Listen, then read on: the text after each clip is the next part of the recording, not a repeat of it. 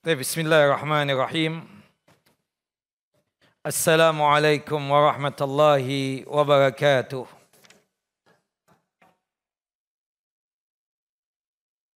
Alhamdulillah alladzi bi ni'matihi tatimmus shalihat wa usalli wa usallim ala nabiyil karim Muhammad bin Abdullah wa ala alihi wa sahbihi wa man tabi'ahu ila yaumiddin wa ba'd. Rabbi sakhri sadri wa yassir li amri wahlul 'uqdatam min lisani yafqahu qawli. Allahumma anfa'na bima 'allamtana wa 'allimna ma yanfa'una wa zidna ilma. Allahumma inna na'udzubika min zawali ni'matika wa fuj'ati niqmatika wa tahawuli afiyatika wa jami'i sakhatika. Allahumma inna na'udzubika min jahdil bala wa darakis syaqa wa su'il qada wa syamatatil a'da. Allahumma inna na'udzubika min adzabi jahannam wa min adzabil qubur wa min fitnatil mahya wal mamat wa min syarri fitnatil masihid dajjal. Akhawati fid din, a'azani wa a'azakumullah. Ibu-ibu yang dimuliakan oleh Allahu Jalla Jalaluh, Majlis Ta'lim Masjid Al-Fattah Jatinegara yang sedang dalam lindungan dan penjagaan Allahu Jalla Jalaluh.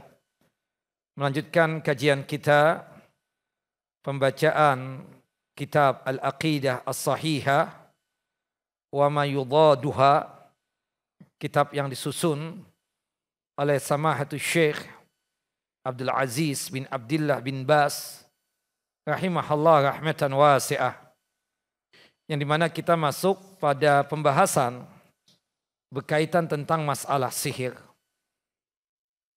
Kalau kita melihat arti daripada sihir secara lugatan, secara etimologi, secara bahasa, as-sihru ma khufiya wa la tufa sababuhu.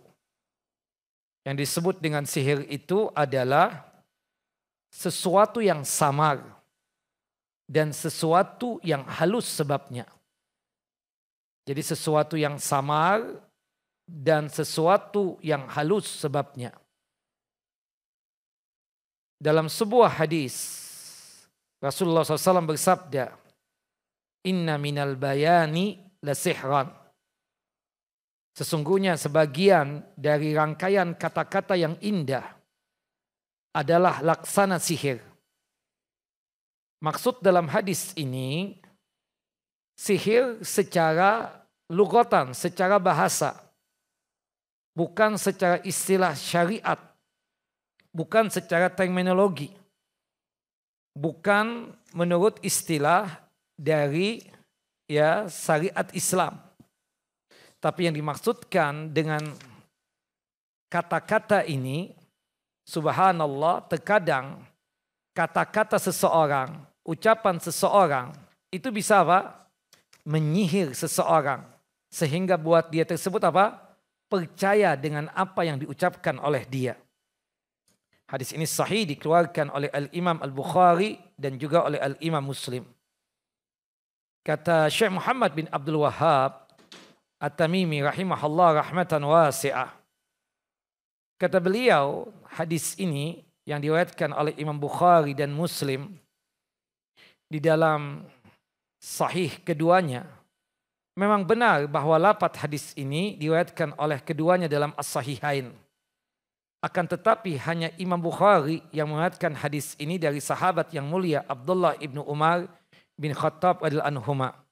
Sementara Imam Muslim meriwayatkannya dari Ammar bin Yasir radhiyallahu anhuma.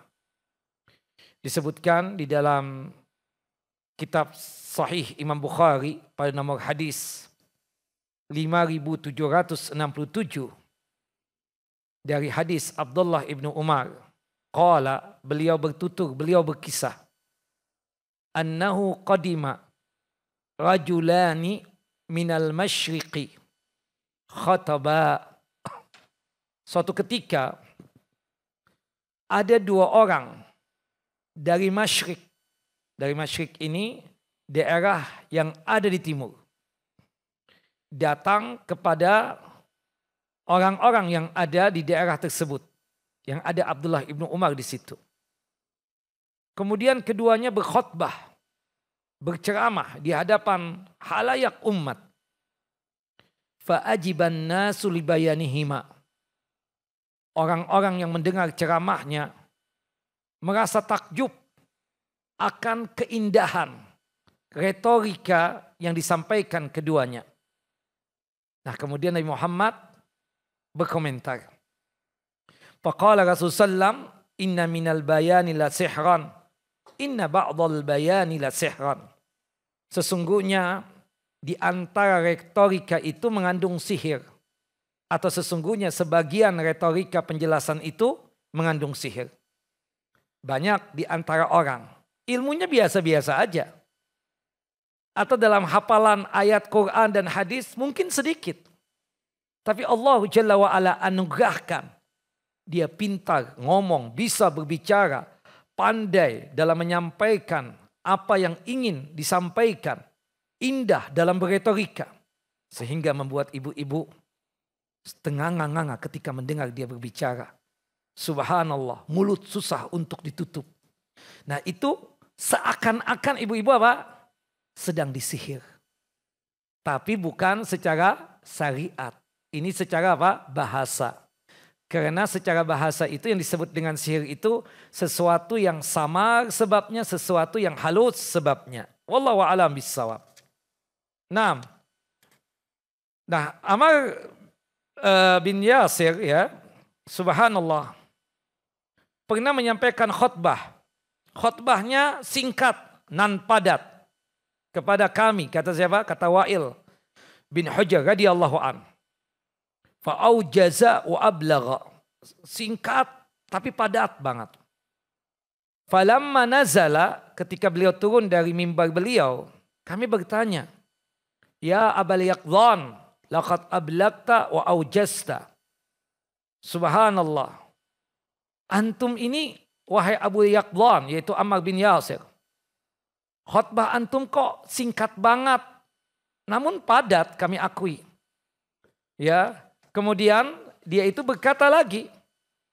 Ya, dengan mengatakan, falau kunta tamasta tanafasta.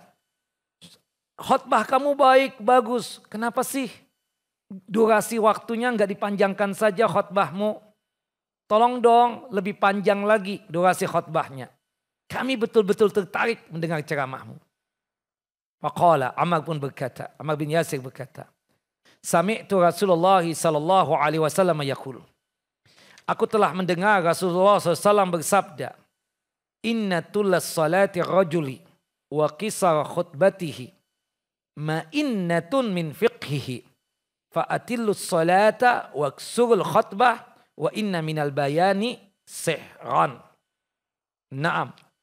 Sesungguhnya lamanya durasi salat, ini salat Jumat ya, dan pendeknya durasi khutbah seseorang ketika khutbah Jumat jangan panjang-panjang. Salatnya yang dipanjangi. Salah satu bukti pemahaman yang baik tentang agama. Khotib nih menyampaikan khutbah Jumat. Singkat, padat, jelas, clear. Salat Jumatnya dipanjangin. Itu menunjukkan dia itu paham tentang din ini. Paham tentang agama ini. Ya, panjangkan durasi salat, kata Ammar bin Yasir. Pendekkan durasi khutbah. Karena sebagian retorika itu adalah apa? Sihir. Nah, retorika yang baik akan mempengaruhi audien enggak? Sangat mempengaruhi, bukan begitu? Ada ustadz, Masya Allah. Al-Quran hafal.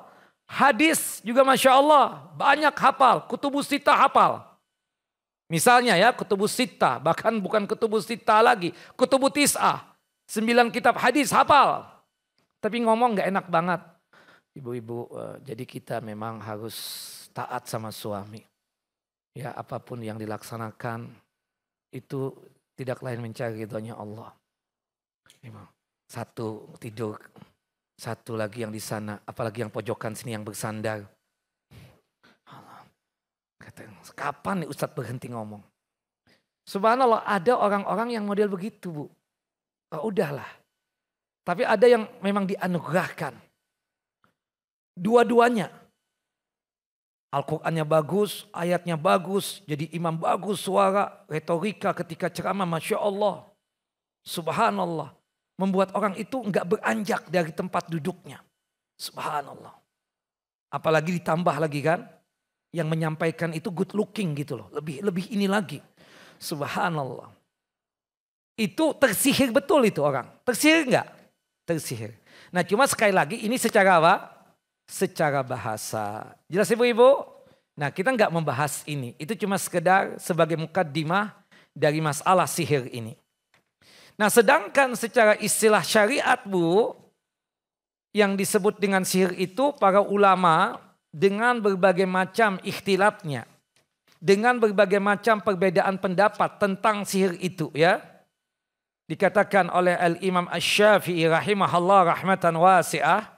Kata beliau as-sihru ismun jami'un lima'anin mukhtalifatin. Sihir itu sebuah kata yang mencakup berbagai makna yang berbeda-beda. Kenapa Imam Syafi'i mengatakan? Karena memang benar. Sebabnya berbeda. Metodenya berbeda. Efek dari sihir juga apa? Berbeda. Subhanallah. Sebabnya kita katakan. Berkaitan dengan masalah-masalah. Ada yang sihirnya itu dengan ludahnya. Ada yang sihir itu dengan benang. Ada dengan rambut dan seterusnya. Metodenya juga berbeda-beda dengan bacaan-bacaan tertentu misalnya. Efeknya juga berbeda. Ada yang efeknya itu sampai orang itu meninggal. Ada yang efeknya itu sampai sakit. Ada yang efeknya itu linglung, gila. Berbeda-beda. Makanya kata Imam Asy-Syafi'i rahimahullah rahmatan wasi'ah. Sangat sulit kata beliau untuk membatasi definisi sihir secara syariat itu apa. Susah. Nah Imam Asy-Syankiti ya, Syekh Muhammad Amin Asy-Syankiti. Beliau mengatakan begini ya.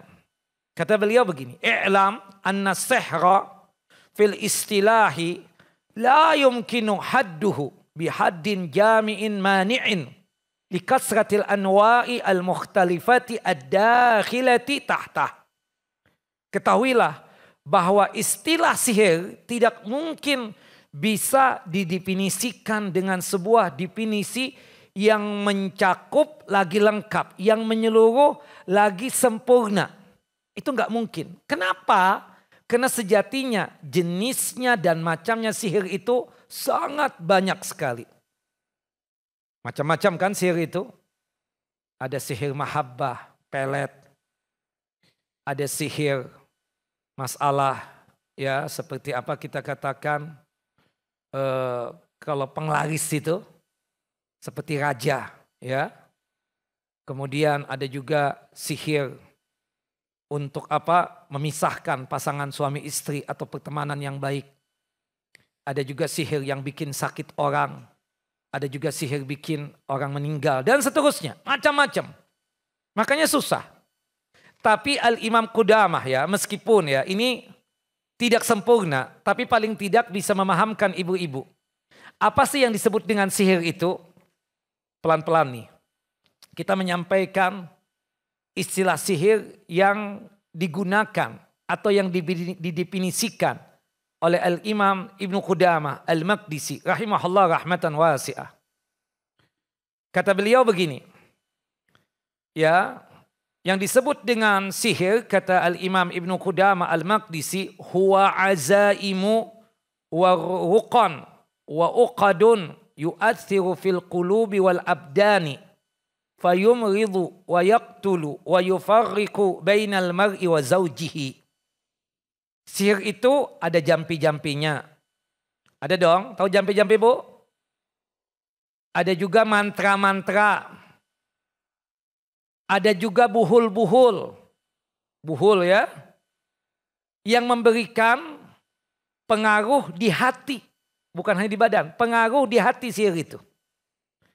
Bisa juga berpengaruh di badan. Pengaruh di hati kan yang tadinya tidak suka jadi suka. Itu berpengaruh di hati dan pikirannya. Yang tadinya sehat jadi sakit. Itu pengaruh di badan. Sehingga menimbulkan rasa sakit. Bahkan sampai sihir itu apa? Membunuh. Biiznillah tentunya. Atas izin Allah.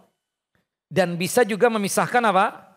Antara hubungan yang baik dan ikatan yang luar biasa. Suami istri. Nah, di definisi Ibnu Qudamah ini kita mengakui ini ada kekurangan. Tetapi paling tidak dari sini ibu-ibu bisa paham nih. Memang kita mengakui para ulama banyak mengkritik definisi yang disampaikan oleh beliau. Karena beliau tidak memasukkan sihir itu dengan takhyir. Takhyil itu apa?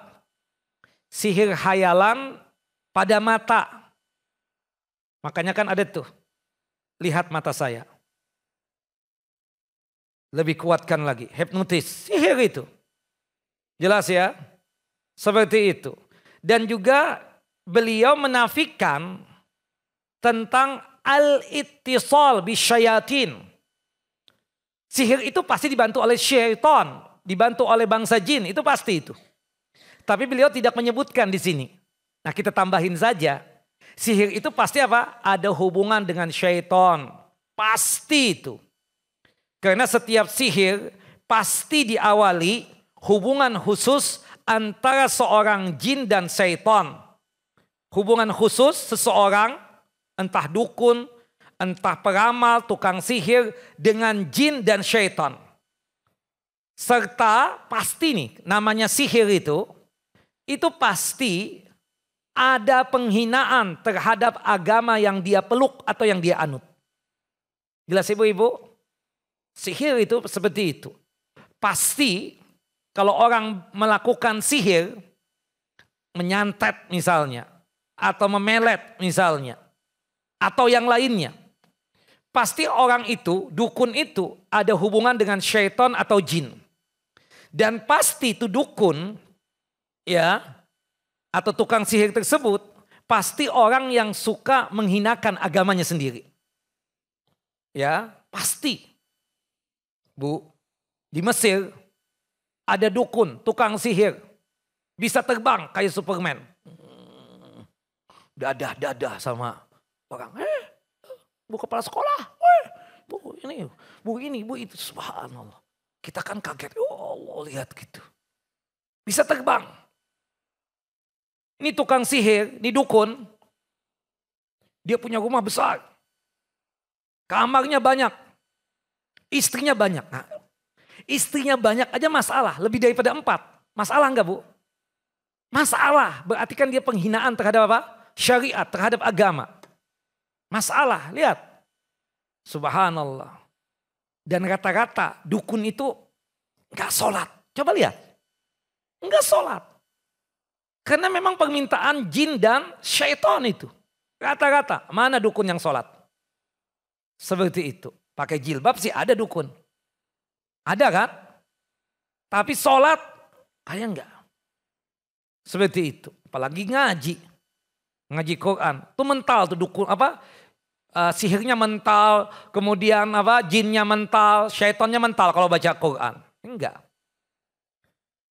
Nah, ada satu kamar tempat dia praktek. Itu enggak boleh dimasukin oleh siapapun, termasuk oleh istrinya. Enggak boleh sama sekali. Singkat cerita, nih dukun, nih tukang sihir meninggal. Subhanallah, anak-anaknya penasaran. Kenapa sih si abah ini gak mau kita masuk ke kamar yang satu ini? Abahnya sudah meninggal, itu gagang pintunya dihancurkan. Ketika buka, bau busuk luar biasa.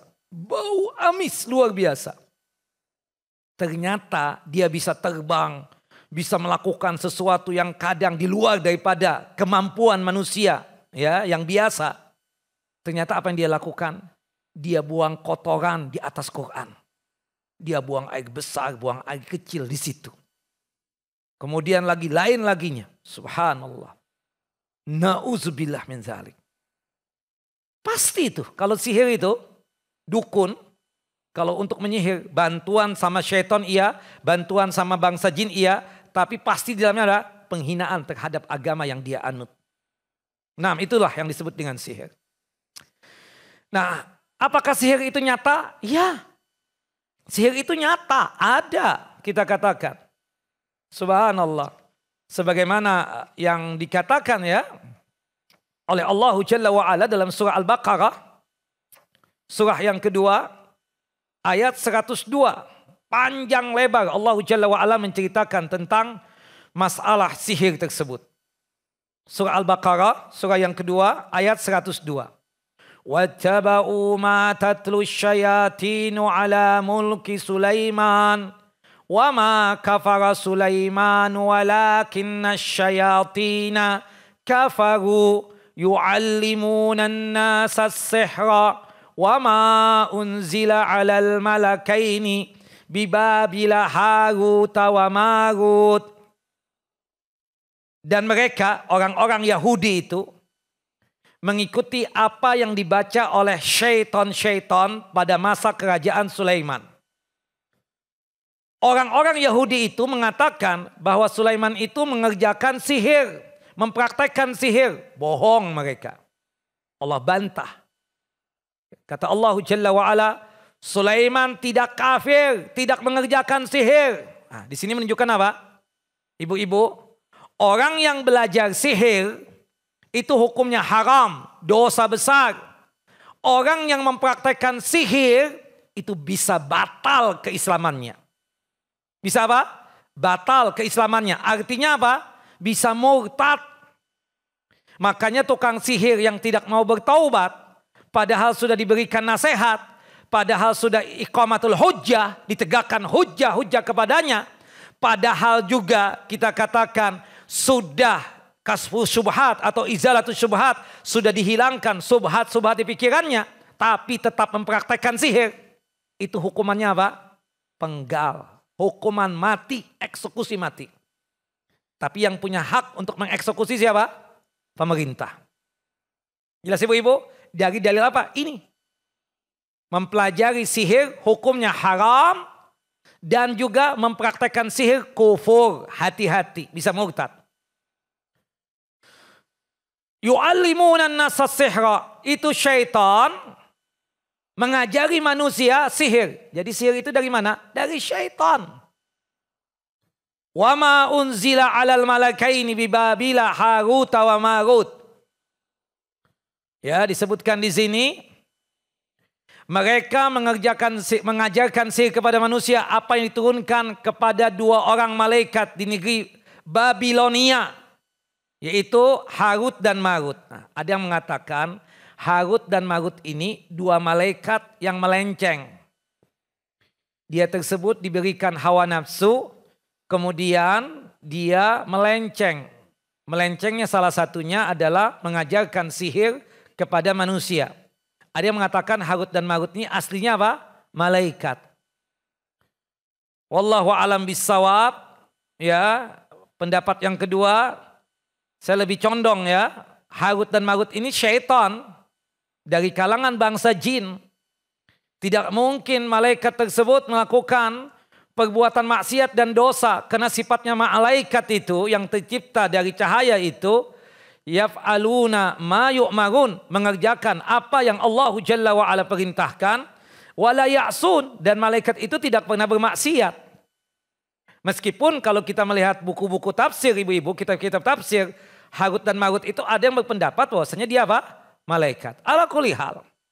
Ya, ada perbedaan pendapat di sini. Nah, bahayanya sihir itu apa di antaranya?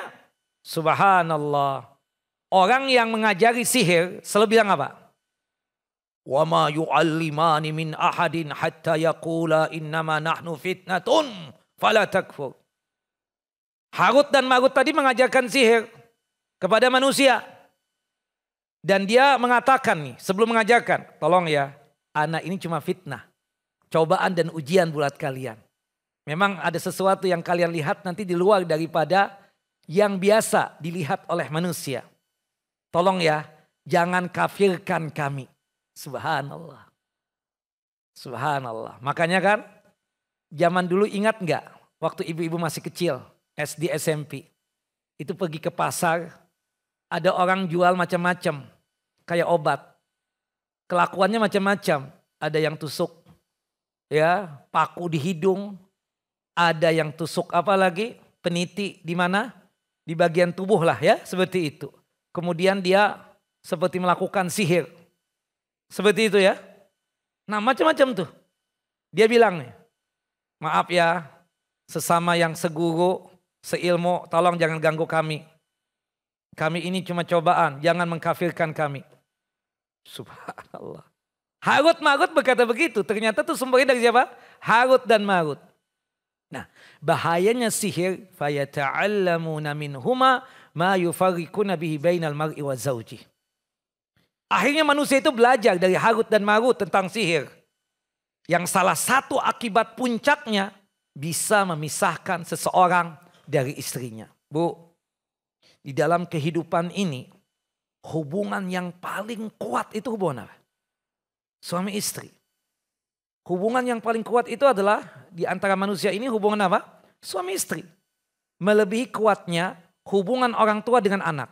Bukan begitu Bu? Percaya tidak omongan saya? Percaya. Anak itu bisa berani dengan orang tuanya gara-gara istri. Benar gak?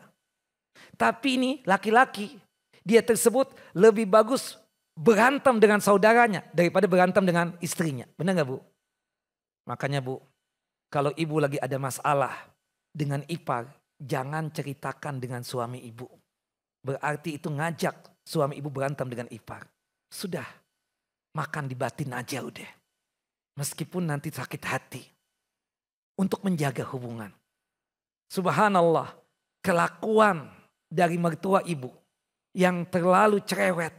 Sudah, masuk telinga kanan, keluar telinga kiri. Jangan pakai diceritakan kepada suami ibu. Takutnya nanti suami ibu jadi qalilul adab. Kurang ajar dengan uminya. Jelas ya Bu? Tapi ibu demen. Makanya saran saya sebelum menikah itu punya rumah sendiri. Ya udahlah ibu udah lewat. Sudah terima nasib. Serumah dengan mertua. Seharusnya nanti putri ibu bilang sama mantu. Oke, aku terima kamu sebagai mantuku. Tapi syaratnya satu. Rumah sendiri. Gak boleh sama kami. Gak boleh juga sama ayah bunda kamu. Jelas ya, untuk menjaga tadi itu hubungan yang tidak baik dan juga untuk menghindari fitnah lah. Subhanallah. Makanya laki-laki kalau nggak punya rumah nggak usah menikah deh. Ya seperti itu. Nah, jelas ya. Maksudnya punya rumah itu kan bisa jadi menyewa, bisa jadi langsung beli. Harapannya langsung beli nggak Bu? Iya dong. Supaya kita tenang sebagai mertua, bukan begitu? Nah, sudah terlambat. Ibu kecepatan kawin makanya. Uang nanti aja kawin kan seperti itu. Jelas ibu-ibu? Udah nasib. Nah sekarang sudah rumah sendiri. Alhamdulillah. Nah mantu ibu tolong perintahkan rumah sendiri. Karena ibu nanti akan melihat kelakuan mantu yang di luar dari keinginan ibu. Ibu ngomel. Ibu marah sama dia mungkin. Mungkin sebulan pertama enggak. Masih menjaga. Tapi ketika 6 bulan asli ibu akan keluar. Ibu akan marah sama itu mantu. Disitulah akan terjadi nanti perpisahan antara seorang anak dengan uminya. Gara-gara siapa Bu? Mantu. Tapi subhanallah itulah kenapa kuatnya hubungan suami istri. Persaudaraan apalagi persaudaraan. Subhanallah. Persaudaraan ini di bawah hubungan antara anak dengan orang tua. Subhanallah. Gimana? Si fulan sakit ya. Kesian tuh. Dia belum ke dokter. Ya udah deh. Tolong bawa deh. Duitnya mana nih? Kan duit antum kayak tisu. Sudahlah saudara antum juga. Maaf ya. Saudara. Tapi fulus gak bersaudara. Kan begitu omongnya. Ya enggak Bu? Iya. Subhanallah. Ya hari ini boleh bilang enggak. Besok bilang iya. Iya kan Bu? Itu berat Bu, saudara. Bisa pecah. Seperti itu. Tapi ibu-ibu enggak lah. Karena belajar. Di kajian Al-Fatah. Khususnya hari Senin, pekan pertama dan pekan ketiga kan seperti itu. Sehingga membuat ibu tersebut banyak mentawakalkan diri kepada Allah Jalla wa'ala. Artinya kalau suami ibu memberikan sesuatu kepada ipar ibu, yang itu saudara suami ibu ikhlas kan Bu? Kok kayak nggak semangat? Ikhlas lah seperti itu. Ya harus sangat ikhlas. Bagaimanapun dia duitnya bukan duit ibu. Duit siapa? Duit suami. Nah, wallahu a'lam bissawab. Nah, gara-gara sihir hubungan suami istri apa? Pecah. Habis. Subhanallah. Saya pernah cerita nggak ada pasangan suami istri. Masya Allah. Istrinya cantik jelita, tinggi semampai, kulit putih bersih. Kayaknya nggak ada aib banget, jerawat satu pun nggak ada. Subhanallah, suaminya juga begitu, good looking, handsome, masya Allah, very handsome, ganteng, tinggi. Ibu kalau lihat dia, subhanallah, wallahu akram. Kawin, menikah, ya, subhanallah namanya menikah itu kan ada istilah ibu-ibu itu, syahrul asal, honeymoon, bulan madu. Kita nggak membicarakan hukum bulan madunya Bu ya. Subhanallah. Itu kita kalau kawin yang ngajak jalan-jalan istri kan kesian dia. Daripada di rumah saja banyak yang ganggu. Tamu kan banyak. Pagi-pagi datang habis salat subuh ganggu aja nih orang. Makanya banyak yang keluar kan. Habis besoknya langsung kemana-kemana. Itu yang disebut oleh ibu apa? Syahrul asal tadi. Honeymoon. Nah ibu-ibu kan suka banget tuh. Setiap kali apa? Sesuatu kan posting. Di Instagram. Kemudian di mana lagi? Di handphonenya itu. Kalau di handphone status. Di Bali nih. Pantai Kute. Kemudian datang ke Lombok. Sun Gigi nih. Langsung kan seperti itu. Setiap kali kegiatan begitu. Nah rupanya. Karena ini ganteng, ini suaminya ganteng banget. Waduh ajib. Subhanallah. Jangankan ibu, laki-laki senang lihat dia. Seperti itu. Apalagi ibu.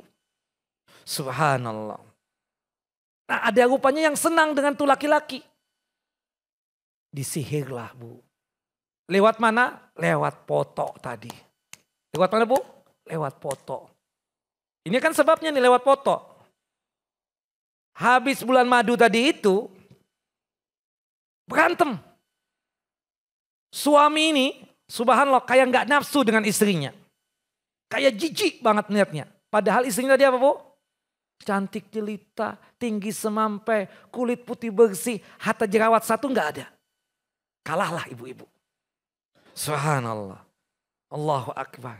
Ini bisa-bisanya laki-laki itu subhanallah nggak ada nafsu dengan dia. Ngomel, marah dan seterusnya. Ceritalah dengan kerabatnya. Nah salah satu kerabatnya itu ada ustadz. Cerita, kata ustadz nih kayaknya dia disihir. Sepertinya disihir. Ya, apa sebabnya? Dari mana? Ya bisa jadi kan. Kita tahu nih kerabat kita. Nggak bisa berubah sedikit langsung posting ya di grup. Langsung juga apa? Status ya, ubah status. Letakkan di Instagram dan seterusnya. Mungkin dari situ. Benar saja. Disihir. Dan subhanallah jin sudah ada 3 di tubuhnya. Dan diceritakan jinnya itu apa? Ada yang laki ada yang perempuan. Ada yang bencong 1. Rupanya 3-3-nya demen sama dia. Bayangkan. Dan didukung oleh apa? Oleh sihir tadi, tukang sihir tadi. Luar biasa. Nah. Makanya ibu-ibu subhanallah. Sebelum tidur itu zikir-zikirnya dibaca tuh. Jangan langsung tidur. Baca enggak sih Bu? Alhamdulillah kalau baca. Bu ingat Bu ya. Ibu ini kan sudah legend. Artinya mungkin jauh dari sihir.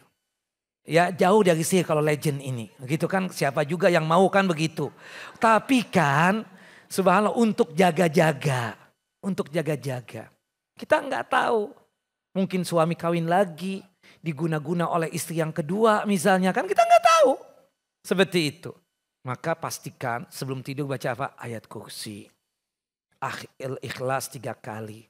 Al-Falaq 3 kali. An-Nas 3 kali. Amanah Rasul 2 ayat terakhir surah Al-Baqarah dibaca juga. Al-Kafirun juga dibaca. Belum lagi doa-doa dari Nabi. Termasuk tasbih subhanallah 33 kali. Tahmid alhamdulillah 33 kali.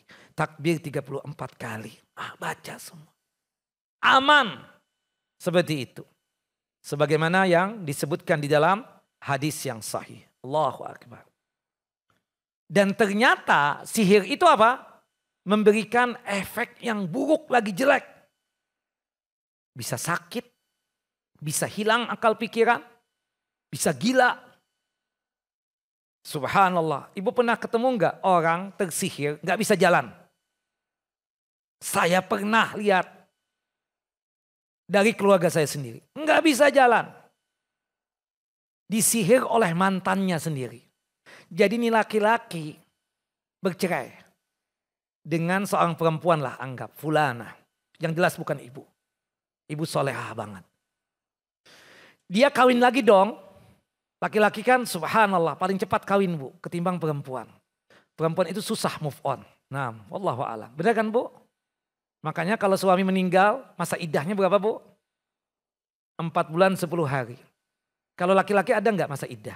Enggak ada. Artinya istri meninggal hari ini besok menikah boleh enggak? Kalau istri? Enggak boleh. 4 bulan 10 hari. Benar enggak? Kenapa? Selain membersihkan rahim juga apa sebabnya? Susah move on, susah. Apalagi kalau suaminya yang sekarang ini the best banget. Baik banget gitu loh. Subhanallah. Itu susah move on bu. Hatta laki-laki setajir apapun datang, seganteng apapun susah untuk menerima. Nanti setelah setahun, 2 tahun baru menikah lagi. Tapi kalau fulan bu, istrinya meninggal. Nah itulah ya. Fulan suami ibu itu, dia takut lama kawin. Satu saja yang dia takutkan. Siapa bu? Anak ibu. Anak. Dia mikirkan belum kawin itu kenapa? Anak. Takutnya istri yang kedua ini atau istri yang sekarang ini tidak sayang sama anaknya. Atau yang kedua memang diancam oleh anaknya. Awas bah kawin lagi bah. Aku gak mau bagi harta dengan ibu tiri. Ibu tiri kejam bah. Nah gitu misalnya. Subhanallah kebanyakan ya. Wallah. Padahal pak ibu tiri kadang baik juga ya. Iya kan bu? Nah iyalah mungkin ibu di antara ibu ada yang jadi ibu tiri juga kan seperti itu. Subhanallah. Walhasil efeknya itu bisa tadi. Puncaknya apa? Mati. Saya pernah mendapatkan juga. Ada yang sampai mati. Keluarga tadi cuma lumpuh, gak bisa jalan. Gak bisa jalan. Padahal dia orang yang sehat. Badan kekar bu. Subhanallah. Dada berbidang. Six pack lagi. Kurang apa lagi? Tapi subhanallah. Lumpuh. Gak bisa jalan. Disihir. Diruqyah. Ternyata ketahuan. Yang mensihir siapa? Subhanallah mantannya. Mantan. Allahu Akbar. Ada lagi subhanallah. Teman nih. Ketika itu masih di pesantren. Orangnya pintar bu. Sekolah aja sampai di Jepang. Di Jepang sampai S3. Tapi stres. Disitulah sihir masuk. Nanti subhanallah. Maaf bu ya. Maaf banget kalau bahasa orang sopan. Menampakkan auratnya di hadapan wanita. Na'udzubillah min dzalik. Disihir. Jinnya banyak banget. Terakhir apa bu? Enggak kuat. Rupanya dia tidur. Bagian hidung ini menempel di bantal dan kencang banget. Karena suruhan daripada jin dan sihir itu tadi itu. Mati bu. Meninggal. Saya masih pesantren itu. Belum ke Madinah. Meninggal. Allahu Akbar. Luar biasa. Jadi bisa sampai membunuh itu. Luar biasa. Nah makanya kalau sekiranya maaf bu ya. Suami ibu di luar daripada kebiasaan dia. Atau di luar daripada kelakuan dia. Misalnya aneh. Suami ibu tuh kan sangat taat sama ibu. Tahu-tahu misalnya hari ini atau besok lusa. Kayaknya seperti memberontak banget. Ingin menentang ibu gitu loh. Dia selama ibu berumah tangga dengan dia gak pernah ngomel sama sekali. Paling kalau dia marah dia diam. Tapi subhanallah ibu mendapatkan dia marah, teriak kencang. Kemungkinan besar dia apa bu? Kena sihir. Nah, tinggal lihat aja hari ini nanti gimana. Ya seperti itu, wallahu a'lam. Nah secara dalil bu ada tentang sihir itu ada. Makanya Rasulullah mengatakan dalam satu hadis yang sahih ya. Sebelum kita sarapan, sebelum kita makan nasi uduk, nasi ulam, atau lontong sayur, atau yang sejenisnya ya, misalnya apa, makan kue-kue misalnya, ban karet ya, seperti itu misalnya. Enggak, benar ada kan kue ban karet ada ya? Lapis-lapis yang putih coklat ya, subhanallah. Apa namanya, hula-hala apa? Aduh apa namanya, udah itulah makannya ya. Hula-hula itu ya, seperti itu. Nah, sebelum makan itu, makan dulu apa, kurma apa? 7 butir, terutama kurma ajwa. Kata Syekh Abdul Aziz bin Bas, kurma apapun boleh. Kurma kholas, kurma sofari, ya majidul. Atau mungkin ya kurma ya apa kita katakan yang lainnya ya. Seperti itu misalnya sofari, monggo silahkan. Tapi kalau ada kurma ajwa lebih bagus lagi. Karena memang yang dalilnya itu kurma ajwa. Disebutkan di dalam hadis yang sahih. Hadis yang dikeluarkan oleh Al-Imam Al-Bukhari dan Muslim. Qala Rasulullah sallallahu alaihi wasallam. Rasulullah sallallahu alaihi wasallam bersabda, "Man tasabbaha bi sab'i tamaratin ajwatan lam yadurrahu dzalikal yawma summun wala sihrun." Barang siapa yang memakan atau mengkonsumsi 7 butir kurma ajwa di pagi hari sebelum dia sarapan, sebelum dia minum teh, minum kopi ya, sebelum makan kue, nasi-nasian, nasi kuning misalnya ya, atau yang lainnya, maka pada hari itu dia tersebut tidak akan terkena racun dan tidak bakalan terkena sihir. Punya nggak kurma ajwa bu di rumah? Siapa yang belum punya? Bukan, ibu kepala sekolah datang nanti, ibu-ibu datang. Nanti mungkin ya, ibu kepala sekolah silahkan mau bersedekah ya. 7 butir. Subhanallah. Ada kan di sini jualan ada kan? Cuma yang asli itu bu yang kecil bukan yang besar. Yang besar itu ya ajwa juga tapi ya, coba cari yang enak bu. Memang subhanallah. Ya Fulus nggak khianat dalam masalah kualitas ya. Kalau yang murah itu pasti yang 3 tahun yang lalu itu. Nah kalau yang enak itu lain memang beda udah beda. Subhanallah kering banget ya Allah. Ini 3 tahun yang lalu nih. Gak dimakan ibu-ibu Al-Fatah yang ngasih. Subhanallah. Subhanallah ya. Memang lebih enak tuh beli sendiri memang. Subhanallah. Kalau hadiah cap cip cup kayaknya asal-asalan doang. La ilaha illallah. Minum dulu deh. Bismillah. Nah. Daripada disihir ibu-ibu. Bismillah. Nah. Dan sihir itu memang nyata dan ada. Rasulullah ternyata pernah disihir bu. Rasulullah itu pernah disihir. Disebutkan ya dalam hadis Ibunda Aisyah radhiyallahu anha, semoga Allah Jalla wa ala meridha beliau, qalat berkata, sahara Rasulullah sallallahu alaihi wasallam rajulun min Bani Uzaiq yuqalu lahu Labid bin A'sam. Rasulullah pernah disihir oleh seseorang dari suku Bani Uzaiq. Suku Bani Uzaiq ini dari kalangan Yahudi. Namanya Labid bin A'sam. Ada yang mengatakan Lubaid bin A'sam, ada yang mengatakan Labid bin A'sam. Dia inilah yang menyihir siapa? Rasulullah.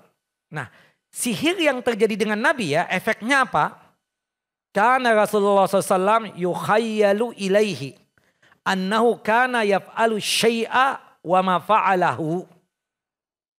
Ya, efek yang terjadi pada saat Rasulullah itu disihir, beliau itu merasa melakukan sesuatu padahal beliau tidak melakukan itu. Jelas ya?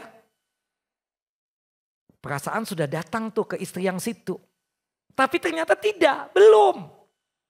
Perasaan sudah makan itu. Ya, padahal beliau belum makan sesuatu itu. Itu efek sihir yang Dilakukan oleh siapa? Labid atau Lubaid bin A'sam ini. Labid bin A'sam ini. Nah di sini menunjukkan apa? Sihir itu nyata, ada, berefek juga. Cuma tidak berpengaruh ya dengan wahyu ilahi kita katakan. Sebagaimana tuduhan orang-orang itu. Tidak ada. Ini Allah ingin menunjukkan. Nabi Muhammad itu memang Rasulullah, utusan Allah. Tapi beliau apa? Manusia. Buktinya terkena apa? Terkena sihir juga. Sampai pada suatu hari. Ya. Yang dimana pada saat itu di malam hari ketika beliau berada di sisiku kata Ibunda Aisyah. Beliau terus berdoa dan berdoa. Beliau merasa nih disihir. Berdoa dan berdoa. Kemudian beliau bersabda, berkata kepada Ibunda Aisyah radhiyallahu anha.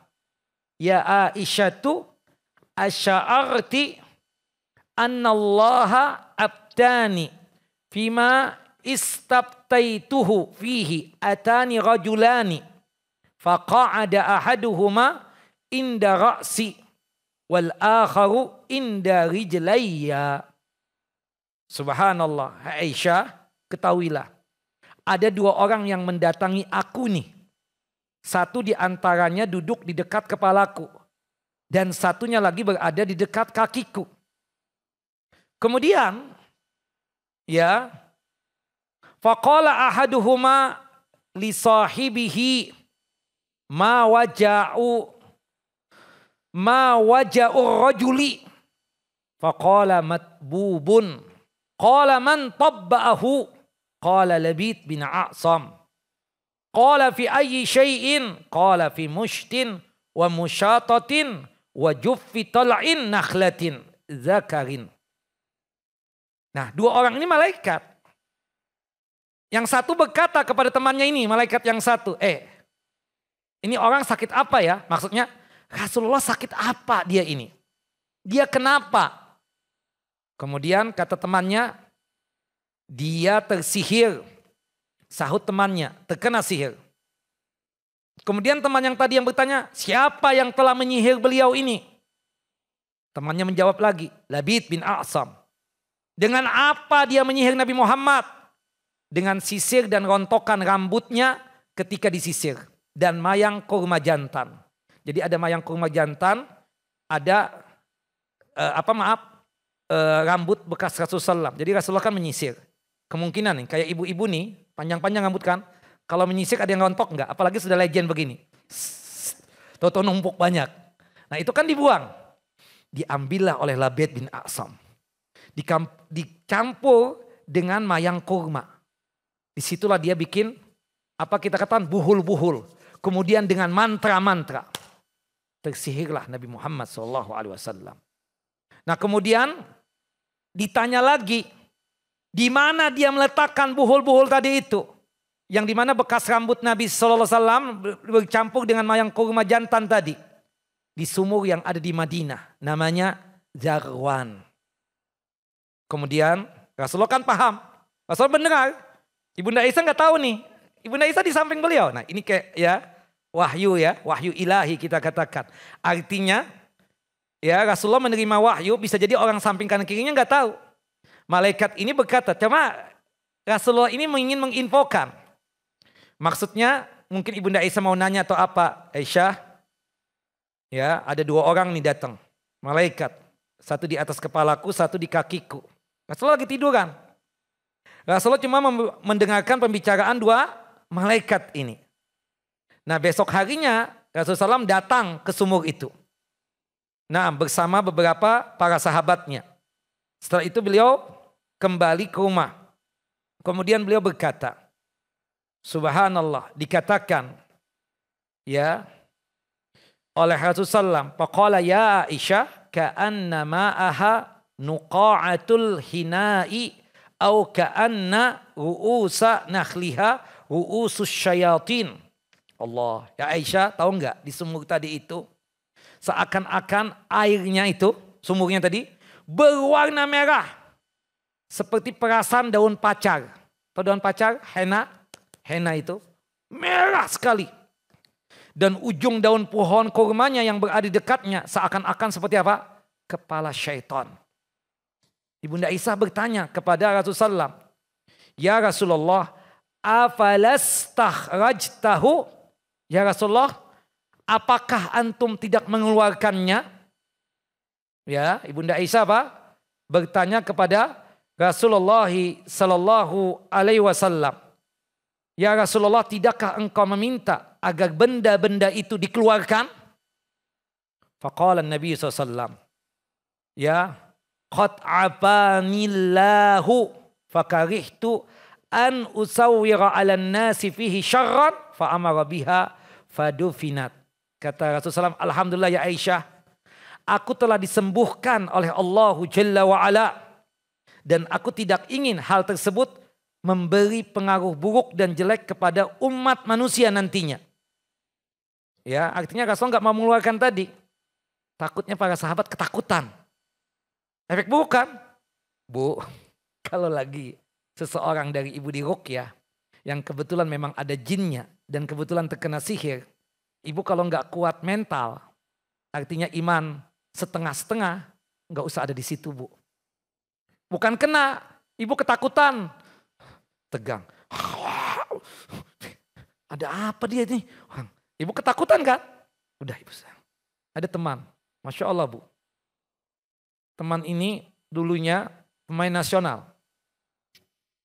Ya, goalkeeper. Subhanallah, pemain nasional, Masya Allah. Ya, ada teman satunya sedang disihir dan jinnya banyak. Kita ada di situ. Ini teman tinggi Bu.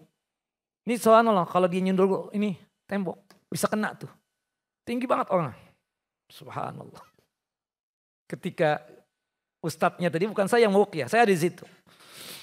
Dia tegang banget. Wah, teriak-teriak kan. Belum lagi sihirnya.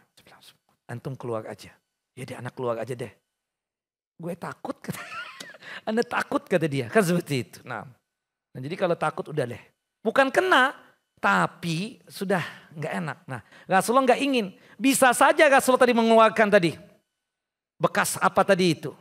Tapi Rasulullah nggak mau, takut mempengaruhi ya, pengaruh buruk orang yang melihatnya. Wallahu a'lam bissawab. Nah, seperti itu. Nah, itu sihir, Bu. Nah, walhasil akhirnya Rasulullah memerintahkan sahabatnya untuk apa? Menutup mati sumur tadi itu. Ditimbun dengan tanah yang banyak. Habis tuh. Jadi kalau kita ketemu ya, buhul-buhul di rumah kita. Ima dibakar, dihancurkan, atau ditimbun. Di dalam tanah, dikubur di dalam tanah, Bu. Enggak ada pengaruhnya lagi. Jelas ibu-ibu? Enggak ada pengaruhnya sama sekali sudah. Insya Allah ibu sembuh. Dari terkena apa? Sihir tadi. Wallahu a'lam. Nah, dari hadis-hadis tadi menunjukkan apa? Sihir itu nyata enggak? Nyata, ada. Dan ibu pernah dengar enggak cerita Nabi Musa alaihissalam yang ketemu dengan tukang sihir itu? Iya kan? Tukang sihir zaman dulu hebat-hebat itu. Bayangkan, lempar ranting jadi ular, lempar tali jadi ular. Nabi Musa alaihissalam ada rasa takut Bu, lihat nih. Ya, ketika ada rasa takut, fa'aujasa fi nafsi khifatan Musa. Nabi Musa ketakutan. Banyak banget ularnya mendatangi beliau. Kata Allah Jalla wa Ala, lemparkan tongkatmu wahai Musa. Qala alqu. Falamma alqaw saharu a'yunan nas wastarhabuhum wajahum bisihrin azim. Ya, Musa menjawab, lemparkan dahulu kalian, silahkan. Maka tatkala mereka melemparkan, mereka menyulap matanya manusia dan menjadikan orang banyak itu ketakutan. Takut yang sangat luar biasa. Serta mereka mendatangkan apa? Sihir yang besar. Dan Nabi Musa pun sendiri apa? Takut. Tapi pertolongan Allah datang. Kemudian tongkat Nabi Musa dilemparkan dan berubah menjadi ular yang besar yang memakan apa? Ular-ular kecil tadi itu. Takut kita. Sekelas Nabi Musa aja ada rasa takut, apalagi kita ya. Kadang ibu kan bercanda, si Ustadz pakai takut juga katanya. Padahal dia penceramah. Ya namanya manusia Bu. Kan kadang ada juga rasa takut seperti itu. Wallahu a'lam bissawab. Jelas Bu? Tapi kesimpulannya. Nah, bagaimana hukum bagi penyihir ini? Tadi kita jelaskan kan. Belajar ilmu sihir hukumnya apa? Haram. Mempraktekkan ilmu sihir apa? Kufur, bisa batal keislaman, keimanannya. Subhanallah, terkait hukum penyihir atau tukang sihir. Banyak sahabat yang mengatakan bahwa hukum bagi penyihir adalah eksekusi mati. Telah sahih ya, riwayat-riwayat yang menunjukkan bahwa setidaknya ada 6 orang sahabat berfatwa hukum bagi tukang sihir atau penyihir hukumannya hukuman mati. Yang pertama, Umar bin Khattab radhiyallahu an. Umar bin Khattab radhiyallahu anhum. Beliau berijtihad, tukang sihir, ahli nujum, atau yang sejenisnya, hukuman yang pantas buat dia apa? Eksekusi mati. Yang kedua, anak beliau, Abdullah ibnu Umar bin Khattab radhiyallahu anhuma. Abdullah ibnu Umar bin Khattab radhiyallahu anhuma. Yang ketiga, putri beliau, namanya Hafsah. Hafsah binti Umar bin Khattab radhiyallahu anhuma. Jelas Bu? Yang keempat, Utsman bin Affan, khalifah yang ketiga. Utsman bin Affan juga berijtihad, tukang sihir, penyihir, hukumannya hukuman mati, eksekusi mati, dibunuh. Kemudian yang kelima, Jundub al-Azdi radhiyallahu an. Jundub al-Azdi radhiyallahu an. Yang keenam, Qais bin Sa'ad radhiyallahu an. Ini 6 orang sahabat yang berijtihad bahwasanya tukang sihir atau penyihir dihukumnya apa? Eksekusi mati. Dan sahabat-sahabat yang lain diam. Menunjukkan diamnya para sahabat itu membenarkan ijtihadnya atau fatwanya 6 orang sahabat tadi. Itu yang disebut dengan ijma sukuti. Mereka diam berarti tanda mensetujui. Jelas Bu? Mereka diam berarti tanda apa? Mensetujui. Wallahu alam bissawab. Kesepakatan dalam masalah ini para sahabat ya itu mengakui apa yang diijtihadkan oleh Umar bin Khattab radhiyallahu an. Dan inilah pendapat yang kuat bahwa hukuman bagi penyihir adalah eksekusi mati. Tapi yang punya hak mengeksekusi mati siapa Bu? Pemerintah, bukan kita Bu ya. Subhanallah, kita lihat tetangga ibu tukang santet. Ibu main ambil pedang atau binduk. Kemudian langsung ditebas lehernya. Haram Bu. Yang punya tugas siapa? Hukumah atau pemerintah ya Bu ya.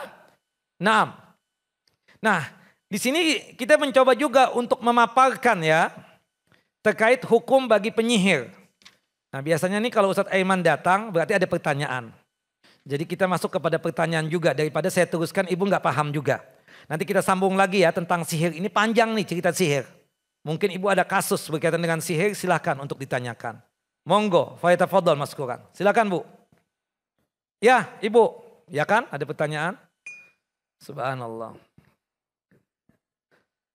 Waalaikumsalam warahmatullahi wabarakatuh.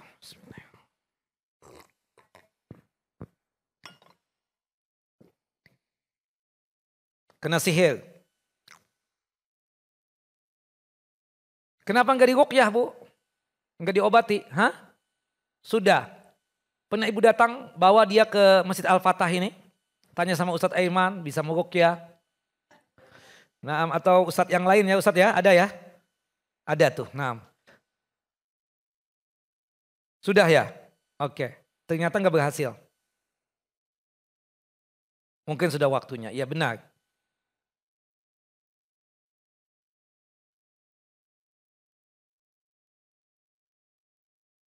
Macam-macam itu, kedukun-dukun. Ibu bertaubat, taubatan nasuha. Sudah bertaubat, hati-hati datang ke dukun Bu, musyrik. Syiriknya syirik besar. Syirik dalam masalah tauhid ar-rububiyah. Bertaubat Bu ya. Jangan sampai ibu gak bertaubat. Takutnya nanti terpeleset tangga, ibu meninggal. Dan membawa dosa syirik besar tadi itu, na'udzubillah min dzalik Bu. Nah, taubatan nasuha. Sekarang, astaghfirullah wa atubu ilaih. Astaghfirullah wa atubu ilaih. Ya Allah, aku bertaubat kepadamu ya Allah. Bertaubat dikarenakan aku pernah datang ke dukun, peramal, paranormal. Ampuni dosaku ya Allah. Kalau perlu ibu pakai nangis bertaubatnya itu. Karena syirik besar Bu itu. Datang ke dukun, peramal, paranormal, berobat ya. Katanya orang pintar tadi. Padahal enggak seperti itu. Dia nggak paham-paham, kita mau juga datang di situ. Padahal aneh-aneh yang dia patwakan, ibu percaya juga, dosa besar. Orang yang percaya dengan dukun, peramal, paranormal, berarti dia tersebut telah kufur. Kenapa? Karena yang tahu tentang yang gaib cuma siapa? Allah. Allah sangat jelaskan itu. Karena Allah menyatakan yang tahu tentang yang gaib itu cuma Allah Jalla wa'ala.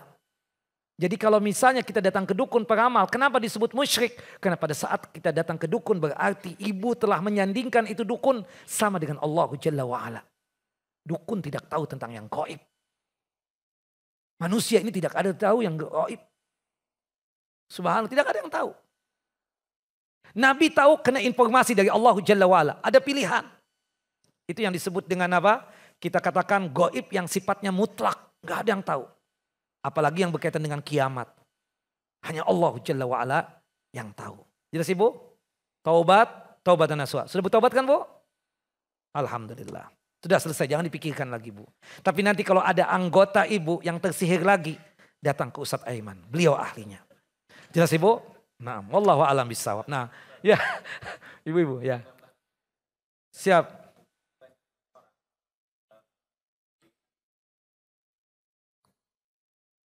Iya, pakai baju gamis, pakai surban, dianggap tuh ustadz, kiai besar, ya syekh besar, padahal dukun bu.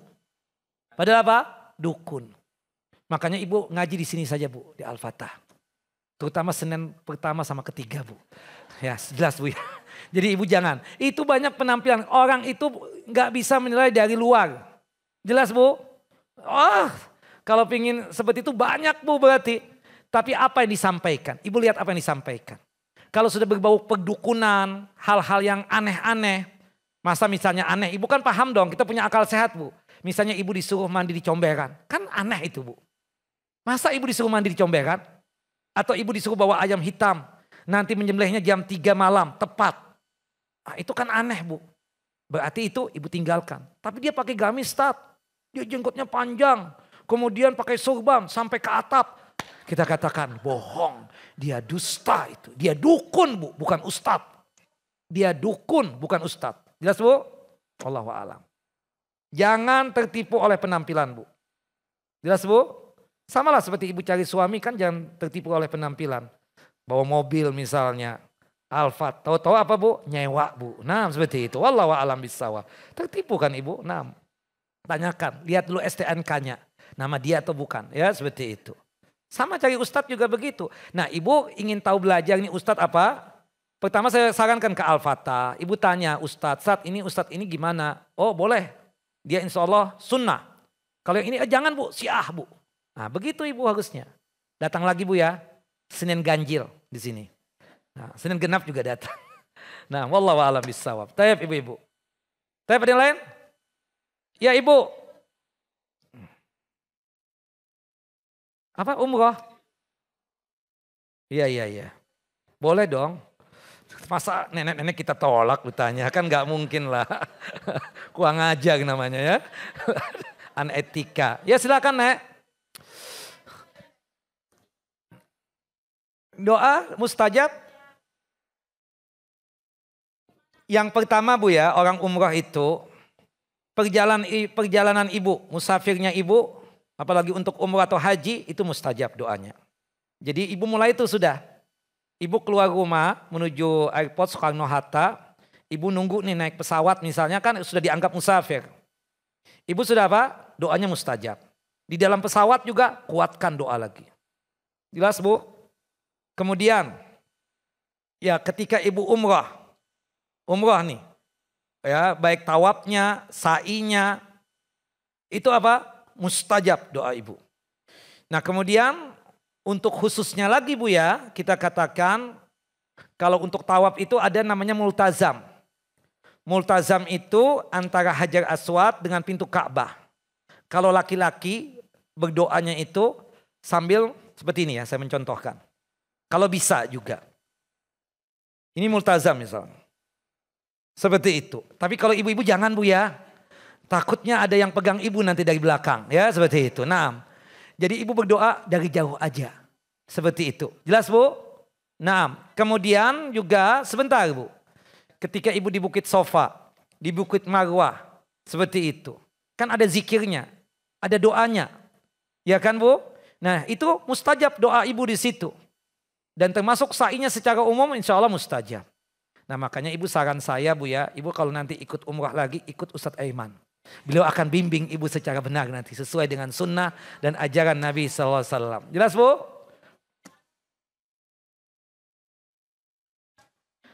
Nah kalau misalnya makam Rasulullah itu kan wanita nggak boleh Bu ya. Jadi ibu belum ke sana ya? Belum ya nanti ya insya Allah. Jadi nggak boleh buat perempuan Bu seperti itu. Jadi itu yang bisa melewati itu cuma siapa? Laki-laki doang. Semoga ibu dimudahkan berangkat ke sana Bu ya. Dan ibu-ibu yang ikut kajian hari ini semoga bisa umrah di tahun ini. Amin insya Allah. Jangan lupa ikut Ustadz Aiman Bu. Nah saya promosikan beliau. Nah nanti daftar di sini ya. Di Masjid Al-Fatah. Nah. Jelas ibu-ibu? Taib. Ya ibu. Enggak, ada dua. Kalau trik doang, trik nih.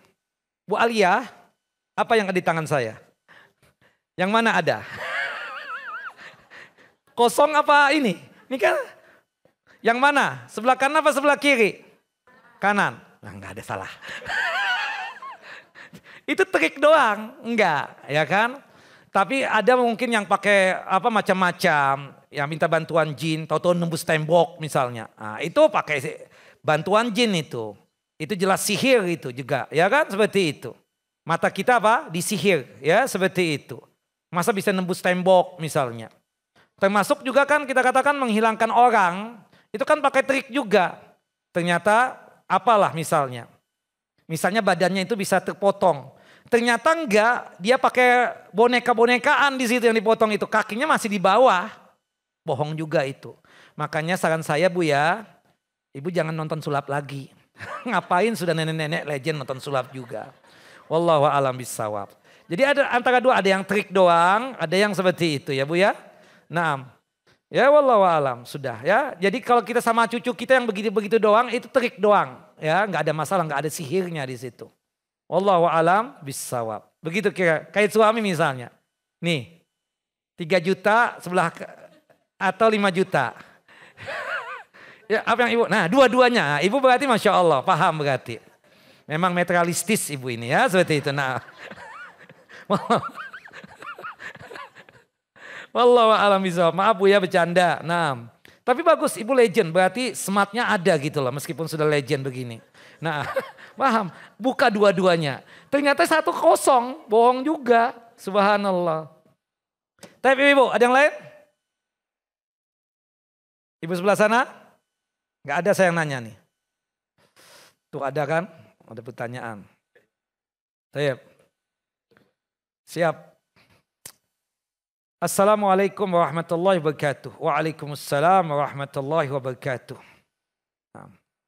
Izin bertanya Ustadz, jika rambut, kuku, darah bisa menjadi media sihir.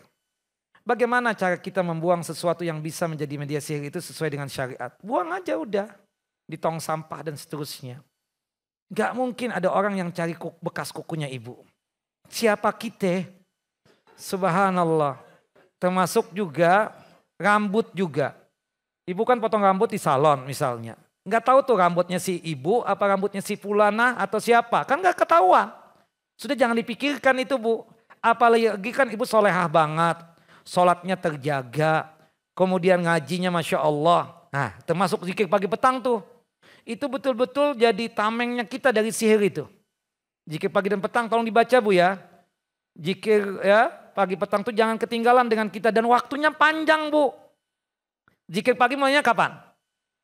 Ketika masuknya waktu salat subuh. Bukan setelah subuh ya. Masuknya waktu salat subuh. Jelas Bu? Berakhirnya kapan? Zuhur yang benar. Ya kan? Jadi gak ada alasan tuh. Kita katakan untuk meninggalkan zikir pagi. Jadi pendapat yang marjuh ya. Yang mengatakan bahwasannya zikir pagi itu berakhirnya ketika terbitnya matahari. Ketika waktu salat subuh habis. Saya yakin Bu ya kalau mengambil pendapat ini. Ada yang berpendapat memang ulamanya. Seperti itu. Yang mengatakan zikir pagi itu berkaitan erat dengan waktu salat subuh. Tapi rata-rata kita kalau kita mengambil pendapat ini. Rata-rata kita nggak berzikir pagi tuh. Terutama ustadznya. Karena ustadznya habis salat subuh kajian. Kapan? Karena kajian selesai waktu syuruk ya kan seperti itu. Berarti habis itu. Maka pendapat yang tepat apa? Dari subuh, waktu subuh datang sampai waktu zuhur. Sedangkan zikir petang kapan mulainya? Nah salah lagi. Ya kan? Yang benar zuhur sampai isya. Itu pendapat atas ulama. Memang ada yang mengatakan waktu asar. Jadi zikir petang kata mereka berkaitan dengan waktu asar. Sekali lagi. Itu juga membuat kita terkadang tidak baca zikir petang itu. Apalagi yang ada kajian habis asar. Itu enggak. Ya, bukan salah sih. Kebetulan saja ibu baru datang ke Al-Fatah hari ini. Kan seperti itu. Jadi baru tahu kan ilmunya seperti itu. Wallahu a'lam bishawab. Jadi sekali lagi kita katakan ya benar. Tapi yang benar apa? Zikir petang itu mulainya zuhur sampai isya. Jadi kalau habis zuhur nggak bisa, habis asar. Habis asar nggak bisa, habis maghrib. Habis maghrib nggak bisa, habis isya. Kesempatannya luar biasa, banyak. Dan ini fatwa apa? Lajnah Daimah, Komite Tetap Ulama Saudi Arabia. Termasuk ini pendapat mayoritas ulama. Jelas ibu-ibu? Wallahu a'lam bishawab. Ya kak?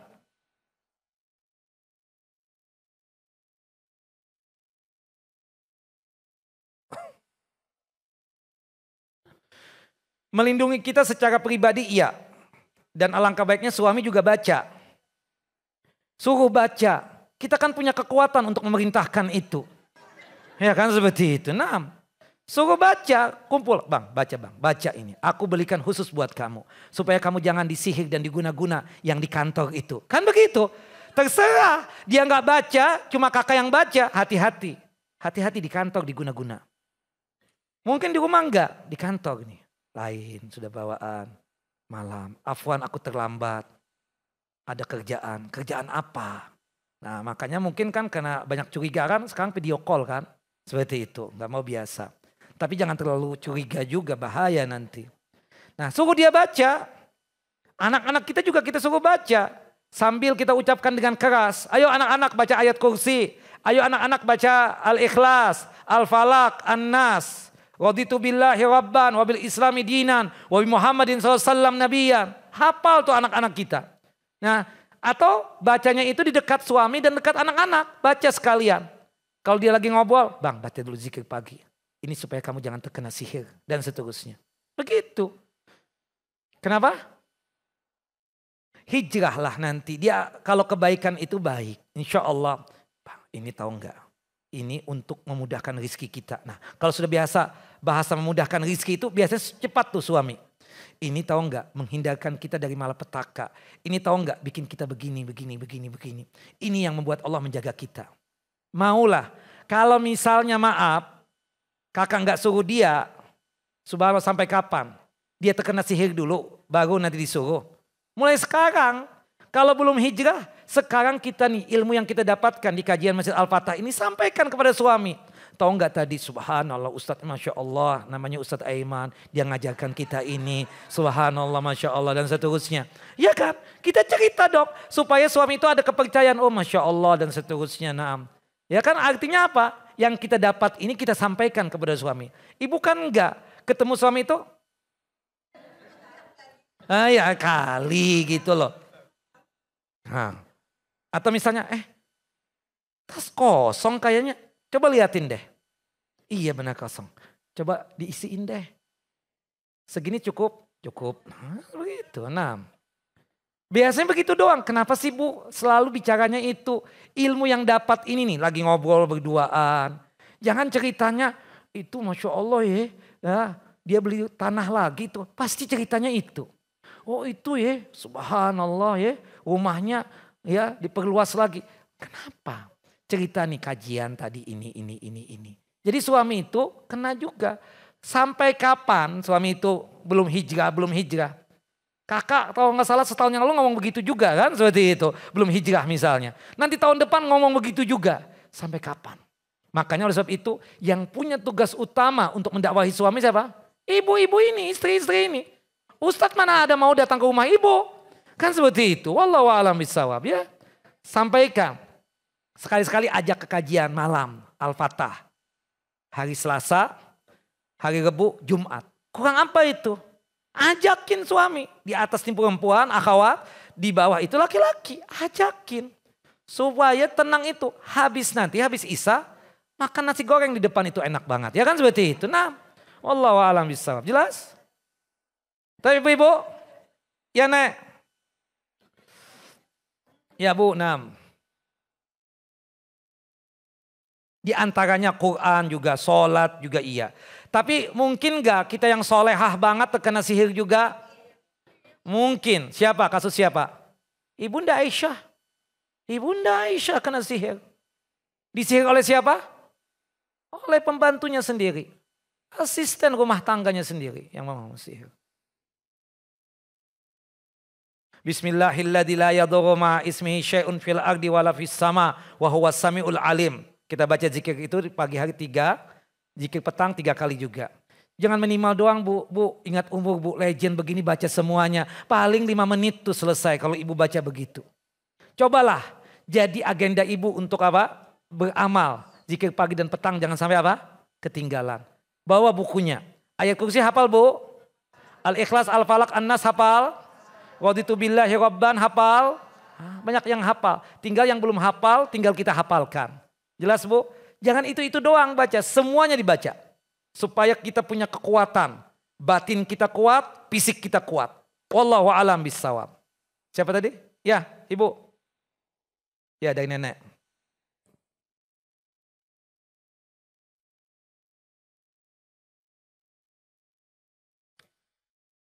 Ruqyah itu Bu, sudah kita ajarkan ya pada kesempatan yang lalu, nanti kita bulan depan ingatkan saya. Ada sekitar 8 cara meruqyah itu. Ya, yang paling gampang itu ruqyah mandiri itu dengan kita membaca surah-surah dan doa-doa Nabi. Pertama membaca, ya kita katakan surah Al-Fatihah. Kemudian membaca surah Al-Kafirun. Kemudian membaca surah Al-Ikhlas, Al-Falaq, An-Nas. Nah, menurut satu riwayat Al-Ikhlas, Al-Falaq, An-Nas kita baca 3 kali. Nah, termasuk nanti ada ayat-ayat berkaitan dengan ruqyah. Di antaranya ayat 1 sampai 5 surah Al-Baqarah, ayat 1 sampai 5 juga surah Ali Imran. Ya. Itu banyak ya di buku-buku ruqyah. Nanti deh bulan depan nanti kita ajarkan cara ruqyah tersebut. Cuma Bu, saya cuma tahu ilmunya, bukan praktisi. Jangan undang saya untuk meruqyah ibu. Nah, seperti itu. Cari ustadz yang biasa meruqyah. Karena memang tidak semua ustadz itu bisa untuk meruqyah. Dia bukan praktisi. Cuma ilmunya ada gitu loh. Ilmunya apa? Ada. Ada sahib ustadz Masya Allah. Dia ceramah gak bisa. Ruqyah paling jago. Sampai terkenal namanya dia di para bangsa jin itu. Iya benar, serius. Jadi kalau si fulan ketahuan ini, dia meruqyah. Benar, dan banyak ya. Para pejabat yang sembuh dari ruqyahnya dia biiznillah ya, dengan izin Allah Jalla wa'ala. Termasuk teman-teman juga banyak yang sembuh. Subhanallah, terkenal ustadznya. Nah, seperti itu. Jelas Bu? Ya nantilah kita jelaskan. Yang jelas bukan Ustadz Aiman. Nah, seperti itu. Wallahu a'lam bishawab. Nah, jelas ada yang lain. Ya, jadi subhanallah. Ibu tahu nggak kekuatan iman itu? Imam Ahmad bin Hambal, Masya Allah. Iman kuat, tauhid kuat. Ketika ada orang yang datang minta diruqyah. Keluarganya yang kesambet. Ya, dimasukin jin, kesurupan. Kata Imam Ahmad, bawa sandalku. Bilang sama jinnya, ini sandalnya Imam Ahmad. Bayangkan, subhanallah, dibawalah sandalnya Imam Ahmad. Ketika jin itu melihat, jin, ini sandalnya Imam Ahmad. Ya, sebentar lagi Imam Ahmad datang, jinnya langsung keluar dari tubuh itu. Ini kekuatan apa? Iman Bu. Artinya yang meruqyah itu memang yang punya kekuatan iman yang luar biasa Bu ya. Luar biasa. Wallahu a'lam bishawab. Kalau sandal saya kayaknya jin gak takut Bu. Nah, wallahu a'lam bishawab. Nah, sandal yang lain.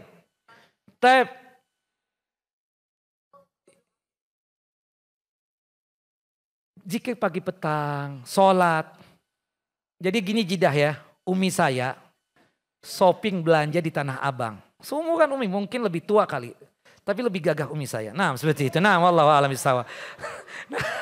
Nah, subhanallah di Tanah Abang nih. Mau belanja shopping. Ada yang nepuk dia dari belakang. Diplototin sama Umi. Ente mau apa kata. Enggak maaf salah orang. Dikejar, dibeliat, lari dia. Saya bukan bilang umi saya enggak, tapi umi saya lebih solehah lah daripada saya, kan seperti itu. Lebih kuat imannya, Masya Allah. Dia itu amalannya baca Quran tiap hari, zikir pagi dan petang enggak pernah ketinggalan. Subhanallah. Ngomongin orang, ya artinya kita katakan enggak juga. Kadang terpengaruh aja, sedikit-sedikit komentar. Jadi kan seperti itu, tapi kebanyakan enggak mau. Seperti itu kan namanya ibu-ibu, kadang kita juga kadang Ustadz, kalau ada yang ini, ikut komentar sedikit, astagfirullahaladzim, kan seperti itu. Tapi maksud saya kalau ibu atau jidah nih punya kekuatan iman yang luar biasa. Insya Allah hipnotis gimana pun tatap mata saya itu nggak bakalan terjadi itu. Kita Masya Allah ada teman yang bisa begitu. Saya bilang sihir. Ya kalau inti sih nggak bisa. Nih tatap mata saya, nggak ada, saya tatap nih, saya pelototin. Nggak ada apa-apa. Kalau kita punya keberanian Bu. Tapi ada nggak yang terjadi itu? Bisa. Sihir hipnotis itu ada. Seperti itu lewat mata. Wallahu alam bisawab. Tapi jidah yakin aja kepada Allah Jalla wa'ala. Makanya kalau ke pasar itu baca doa. Doanya apa? La ilaha illallah wahdahu la syarika la lahul mulku wa lahul hamdu. Yuhyi wa yumit wa huwa hayyun la yamut biyadikal khair innaka ala kulli syai'in qadir. Bayangkan. Masuk ke mall baca itu. Ke pasar Tanah Abang masuk itu. Ya seperti itu. Masuk ke pasar Gembrong baca itu. Ya jelas Bu? Bayangkan 1 kali doang, 1 juta pahala kita dapatkan. 1 kali doang, 1 juta dosa kita terhapuskan. 1 kali doang, subhanallah, 1 juta derajat martabat diangkat oleh Allah Jalla wa'ala. Seperti itu, jangan takut. Nah keluar rumah baca doa, bismillahi tawakkaltu ala Allah wa la hawla wa la quwata illa billah. Subhanallah kan seperti itu. Jelas Ibu? Kemudian juga kita katakan ya berkaitan dengan berkendaraan juga kan. Seperti itu subhanalladzi ya apa? Bismillah bismillah bismillah alhamdulillah subhanalladzi sakhkhara lana hadza wa ma kunna lahu muqrinin wa inna ila rabbina lamunqalibun. Kan seperti itu. Wallahu a'lam bissawab. Ya Ibu. Nah, terutama itu tadi. Subhanallah kekuatan iman ya. Kalau kita sering berzikir itu insyaallah gibah-gibah tuh ya berkurang. Bukan saya tahulah memang mazhabnya wanita. Subhanallah. Terkadang orang itu enggak mau bicarakan orang tapi karena orang itu datang lagi. Kadang jadi ikut juga tuh. Seperti itu terpancing. Subhanallah. Ibu-ibu ini Masya Allah. Gak suka gibah kan. Gak pernah gosipin orang kan. Apalagi gosipin ustadz gak pernah sama sekali kan. Seperti itu. Tapi kadang ada terpengaruh kadang. Sama. Itu sifat wanita. Mau nenek-nenek. Mau jidah-jidah. Mau yang masih muda. Subhanallah mau yang sudah apa. Yang sudah ngaji sekalipun masih. Subhanallah. Dan itu kan terbukti. Dari apa yang kita lihat kan, kadang ada omongan. Terutama di kawinan itu. Ah itu sudah, kepepet apa? Memang terpengaruh. Pulang ya, banyaklah cerita itu. Wallahu a'lam. Cuma kita berusaha untuk menghindari. Ustadz juga begitu, kadang terpengaruh gitu loh. Bukan aslinya dia gosip, enggak. Seperti itu. Ya, kayak Umi kata tadi. Subhanallah, kalau aman itu, makanya kita kalau, jangan ini pasti ngomongin orang nih. Kita diamin. Jangan Bu, jangan. Pasti ngomongin orang nih ujung-ujungnya. Apalagi ya harus tegas dong. Kita maaf aku sudah tua. Sebentar lagi aku akan ada undangan Allah. Aku khawatir kalau ngomongin orang pahalaku kembali kepada dia. Nenek ngomong gitu aja udah sama dia. Jelas ya? Seperti itu. Wallahu a'lam bishawab. Ya Bu Zubaidah. Oke. Kenapa? Kalau misalnya dia bisa merubah nanti, monggo silahkan. Di tempat saya Bu, ya bukan bicara narsis ya, saya bukan maksudnya. Subhanallah, saya disuruh jadi imam di situ. Saya bilang, saya mau jadi imam. Tapi untuk di sholat subuh, kayaknya saya jangan jadi imam. Kenapa Ustaz? Ya antum kan, misalnya maaf ya pakai kunut misalnya. Kenapa Ustaz? Ya saya kan nggak mungkin dong ngomong bid'ah langsung kan. Saya bilang saya kurang hafal doa kunut. Saya bukan mau dusta ya. Cuma memang saya ingin bagaimana caranya ya supaya orang ini bisa ngerti gitu loh. Saya nggak mau, saya bilang untuk sholat subuh.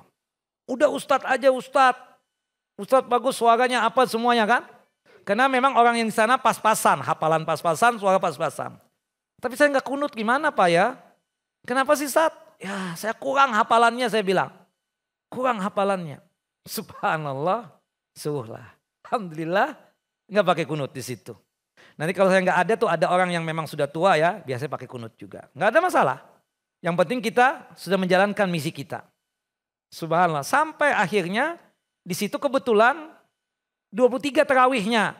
Boleh aja sih 23. Cuma kan Ustadz Aiman ada kajian. Habis itu saya bilang, Pak saya nggak bisa Pak. Pertama Pak, saya kesian. Saya bawa keluarga saya di sini. Kebetulan ada om saya pas ikut sholat di situ. Kalau saya jadi sampai itu kayaknya nggak kuat. Om saya nih terutama. Habis berapa? 11 aja deh, bisa nggak? Oh bisa banget. Alhamdulillah, kita mulailah seperti itu. Walhasil sampai singkat cerita, besoknya saya kan gak datang. Rupanya Masya Allah, kayak Ustadz yang kemarin aja, yang 11, lebih cepat selesainya. Jadi memang harus ada tata cara Bu ya, jangan langsung guk begitu, hancur akhirnya kita. Pelan-pelan tapi pasti. Nah terakhir kan saya karena disuruh imam tarawih disuruh untuk kunut. Subhanallah, Ustadz katanya nggak hafal, kurang hafal. Ini kunutnya panjang banget kata dia. Sekarang sudah hafal saya bilang. Nah tapi subuh kan enggak lah dia sudah ngerti udah. Nah kan tanpa harus kita menjelaskan dia sudah paham. Si Ustadz memang ya menjauhi itulah. Ya kan Bu? Harus bijaksana seperti saya ngomong sama ibu ini kan bijaksana Bu ya kan seperti itu. Nah gak keras, jangan gak boleh. Boleh tapi ibu lihat maslahat dan mafsadahnya. Kalau memang kita jadi ketua DKM di situ ada maslahatnya banyak, bisa mengubah dan seterusnya dengan ya teknis-teknis yang saya sebutkan tadi, monggo. Tapi kalau misalnya mafsadahnya lebih banyak, ya maka ya udah nanti aja deh dulu. Dan itu bisa Bu. Alhamdulillah kita ajak bicara orang-orang itu. Terkadang Bu nggak cukup pakai liur Bu. Kita bawa kurma kadang buka puasa, bawa gorengan. Kita bawa makanan buat imam yang ada di situ. Supaya apa? Menimbulkan hati. Bukan kita ingin ria, enggak. Bukan kita ingin dipuji, enggak. Terkadang kan kita ini cuma modal liur doang Bu. Cuma modal ludah doang. Tapi subhanallah modal-modal yang lainnya enggak. Sehingga membuat dakwah itu apa? Lambat masuk. Nah cobalah ibu nanti. Kan ketua DKM-nya adiknya ibu. Anaknya. Apa adik? Adik. Nah ibu nanti subhanallah jadi ketua DKM nanti pas ada momen apa seperti Ramadan. Ya ibu yang aktif tuh misalnya bawain kurma atau mungkin kue ya. Kue apapun ya kue cucur atau ban karet atau apa terserah Bu ya. Nah kalau kurang kurma minta sama Ustadz Aiman. Nah insya Allah dikasih itu buat masjid ini gitu lah. Wallahu a'lam bishawab. Jelas Bu itu cara yang paling bagus untuk berdakwah itu. Kita nggak usah menyebutkan nenek-nenek ya. Nenek-nenek itu kan kuat banget keyakinannya Bu. Kita bilang, oh bid'ah, nggak boleh, haram. Bukan kita nggak mau bicara bid'ah, enggak. Kita demi Allah mau bicara itu. Cuma nenek-nenek ini sudah menjadi darah daging. Nek, aku nggak bisa Nek, aku nggak bisa itu. Enggak Ustadz aja, tapi nggak pakai ini Nek ya. Aku kurang hafal. Awalnya ngomong begitu doang. Bukan kita dusta, enggak. Memang kita yang untuk yang detil kadang kurang juga gitu loh. Subhanallah, kita subhanallah menyampaikan. Nah lambat laun mereka sudah terbiasa. Alhamdulillah aman Bu. Nggak pakai itu lagi. Nah jadi ada teknisnya kan seperti itu. Dulu subhanallah ya habis sholat subuh jalan dulu mutar kayak tawaf dulu. Kita nggak bisa subhanallah. Kenapa? Anda belum selesai berzikir, zikir Anda panjang. Akhirnya mereka apa? Nggak jadi putar-putar lagi. Subhanallah kita kan lama zikir lama. Satu persatu kan keluar. Satu persatu keluar. Saat nggak pakai putar, Anda masih zikir gimana ya? Ini kalau terputus kan dosa nih kita nih. Kan akhirnya apa Bu? Begitu aja caranya tuh begitu. Artinya dibikin mudah, santai, tetap enjoy. Tanpa harus ngegas, tanpa harus ngomel dan seperti itu. Subhanallah. Dan itu bisa ibu praktekkan tuh sama siapapun. Misalnya ya seorang istri yang kesal dengan suaminya itu jangan terlalu ditunjukkan kekesalannya itu. Pakai cara seperti itu. Misalnya ya suami itu kurang banget berkaitan dengan masalah nafkah ya. Seperti itu. Subhanallah ibu taruh aja piring di atas meja tanpa ada makanan. Dia akan paham. Ya seperti itu. Ini lagi apa? Enggak ada makanan. Apa yang dibeli pulus enggak dikasih kan begitu. Subhanallah cuma piring-piring doang. Akhirnya dia paham dong, setiap sebelum keluar rumah dia kasih. 300.000, 300.000, 300.000 kan seperti itu. Untuk apa? Untuk masak, kan begitu. Wallahu a'lam. Cukup Bu ya? Sabar, sabar, sabar. Sama siapapun juga sabar. Kita emosian aslinya, benar. Oke, tapi ini bisa dilatih, bisa hilang emosi ini. Wallahu a'lam bishawab. Datang lagi Bu ya ke kajian Al-Fatah, jangan enggak. Nah, jangan sekali ini doang. Ibu murid baru nih. Ya kan, murid baru kan? Oh 2 kali, alhamdulillah. Ya. Iya.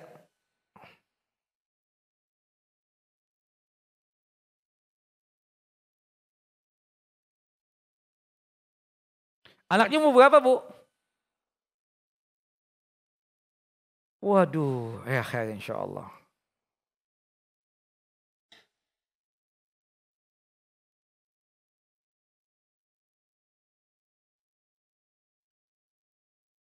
Apa? Air darah. Air bidara dicampur dengan air biasa.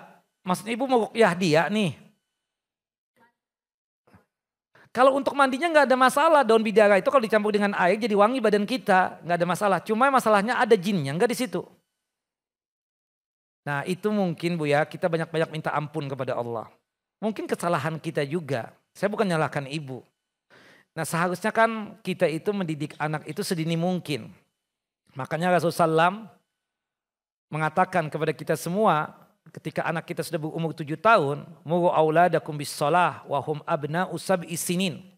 Perintahkan putra dan putri kalian untuk melaksanakan ibadah salat ketika berumur berapa? 7 tahun. Belum wajib salat, tapi sudah kita kenalkan. Termasuk berbusana muslimah.